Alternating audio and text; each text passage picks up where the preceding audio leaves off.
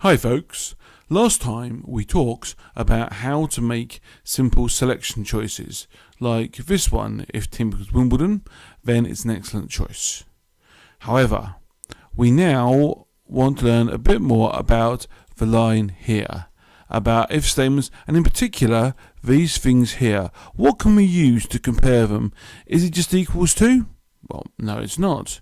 Now, with text variables, you can do equals to, a double equal sign, or you can do an exclamation mark, which now means not equals. So if you've not chosen Wimbledon, we're going to say, ugh, and that will hopefully tell them about any other team they've picked, which I think actually is about right.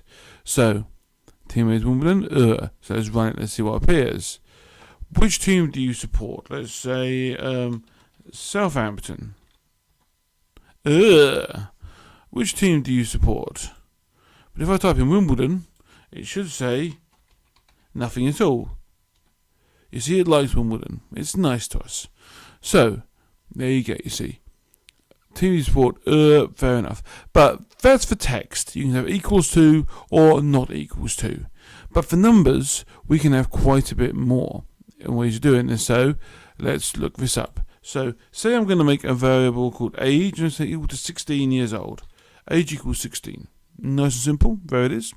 Now I'm going to say if age equals 16, then I'm going to print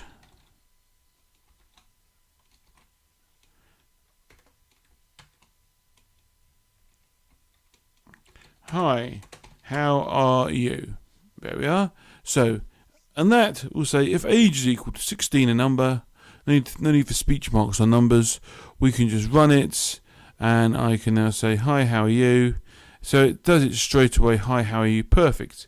And again, exactly the same with this one. If I do an exclamation mark and say age equals 21, then I'm going to say 23. I'm going to go to Taylor Swift and say 23. Is 23 saying about? I think so.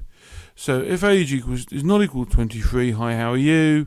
Hi, how are you? Because 16 is not 23. Okay? So that's an easy one. Now, what happens if I want to say anyone who's older than 16 years old? How would I do that? Well, it's very simple. I just type greater than sign. The right arrow is greater than, left is less than. So age is greater than 16. Hi, how are you? So let's make the variable into an 18, not 118, it's a bit old. And then run it, see what happens. Hi, how are you? Perfect, you see. Greater than will work in here very nicely. Or if I do less than, the opposite. If I say less than 16, it's going to say, oh, nope, 18 is not less than 16, so don't do a thing. If I change it to 15 though, and then run it. Hi, how are you? It likes it. So less than. Okay. So here we have got less than. We've done greater than. Now, what I was supposed to say, if you're 16 or under, how would I do that? Well, if I wanted to say under 16, I'm going to put in equals less than 16. Okay.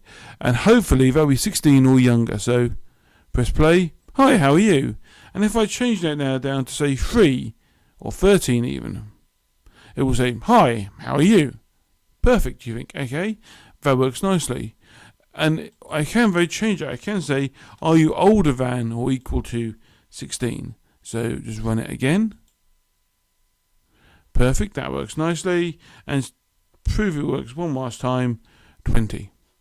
So guys, what have we learnt today? Today, we have learnt about the equals sign for comparisons. Okay, I'll put in a comment there, don't I? We have learnt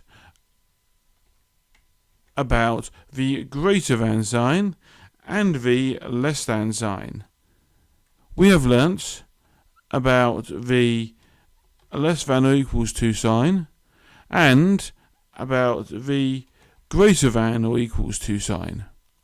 So, There we are, guys. You have now got a full range of things you can play with in if statements. Thank you for watching, and best of British luck.